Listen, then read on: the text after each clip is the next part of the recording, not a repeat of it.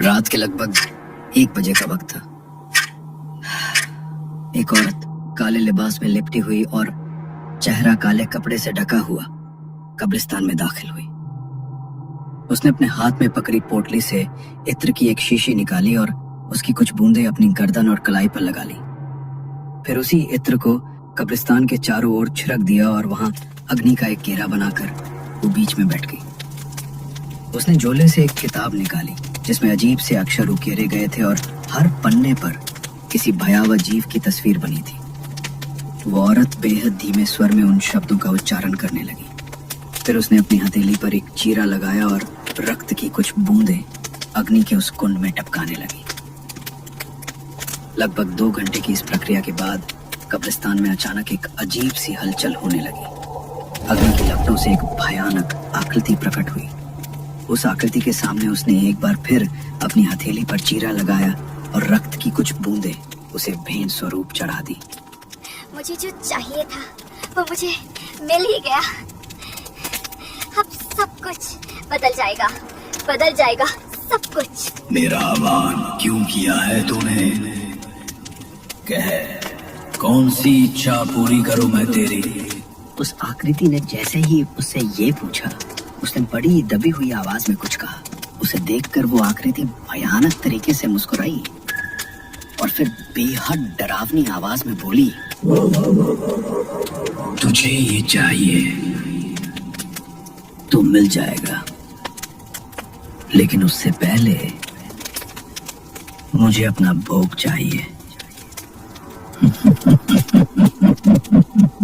उस औरत ने हाँ में गर्दनें लाई। फिर अपने झोले से एक काले रंग का मिट्टी का कलश निकाला। देखते ही देखते वो आकृति धुआं बनकर उस कलश के भीतर समा गई। उसने तुरंत ही उस कलश को एक काले कपड़े से ढक दिया और कब्रिस्तान से बाहर निकल गई। जब वो अपने घर की चौखट पर पहुंची तो उसने वहां लगे एक पौधे की मिट्टी को कुरेदा और उस कलश को भीतर गाड़ दिया। फिर मिट्टी से उसे दोबारा ढककर वो शांत भाव से घर के भीतर प्रवेश कर गई।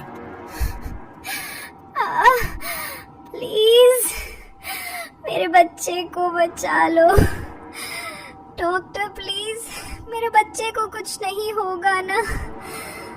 देखिए, आप शांत रहिए, हम पूरी कोशिश कर रहे हैं। आप बस सांस लें और हमें काम करने दीजिए। 3 घंटे तक अंदर से कोई खबर नहीं आई। मोहित की आंखें दरवाजे पर अटक चुकी थी। उम्मीद और डर दोनों के बीच उसका चेहरा जैसे पिघलता जा रहा था।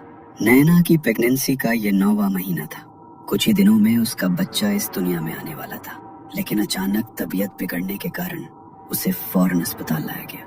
डॉक्टर्स भी हैरान थे कि मामला इतनी तेजी से कैसे बिगड़ गया। उन्होंने बच्चे को बचाने की हर कोशिश की, लेकिन सब बेकार गया।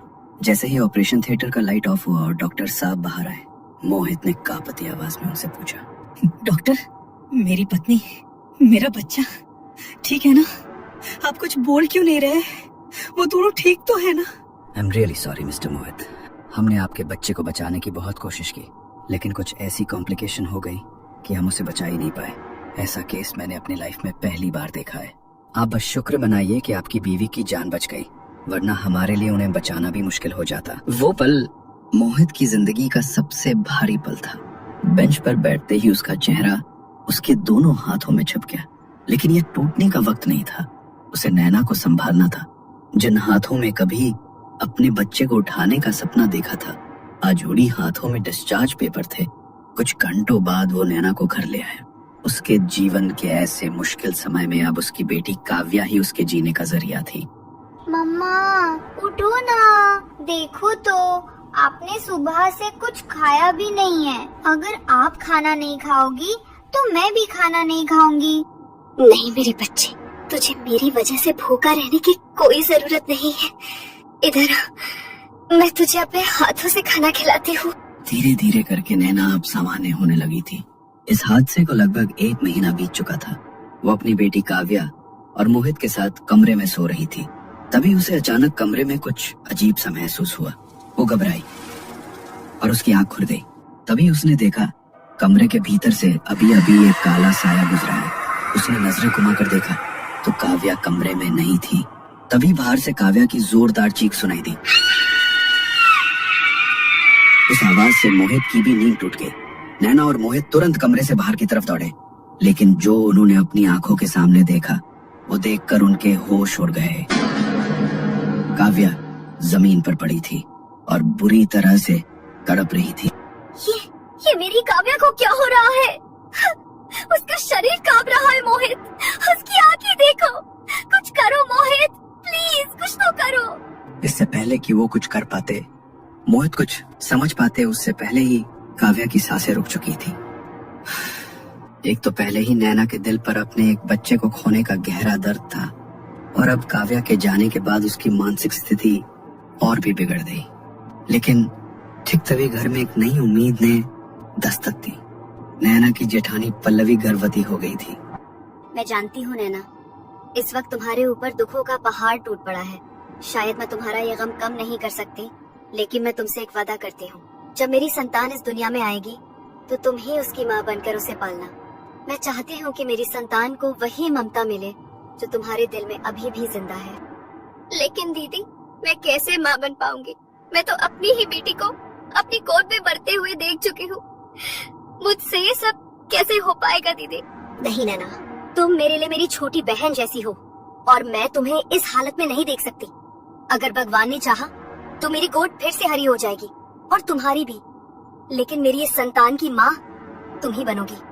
इसकी जिम्मेदारी मैं अभी से तुम्हें सौंप रही हूँ। ये बात सुनकर नैना की आंखें भर आई।